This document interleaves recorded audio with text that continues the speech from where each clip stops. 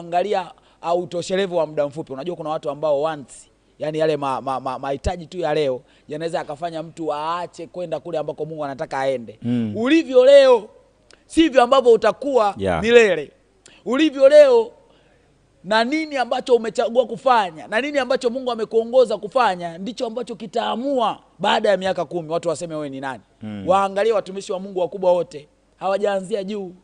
Ili tupate mbuyu. Mimi nimetoka Dodoma, I know. Mbuyu ule ambao unauona ni mti likubwa kabisa linene, ila kuna wakati huwa kinaanza, kuna Waswahili wakasema hata mbuyu ulianza kama mchicha.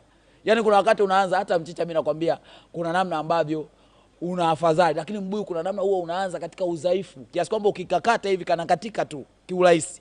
Ndivyo ambavyo kwenye njia za Mungu kuna wakati zinaweza zikaonekana kana kwamba kama kuna kagiza fulani unajua hata Mungu alipokuwa anaiumba dunia kwa mara ya kwanza alikusudia dunia iwe mahali bora sana, lakini bado kuna giza liliwahi kuja. Yaani giza mara zote huwa lipo kwa ajili ya kutaka kuzuia kitu kikubwa ambacho Mungu amekitaka kitokee, lakini haina maana kwamba uanze kuishi kwa kufuata sasa mfumo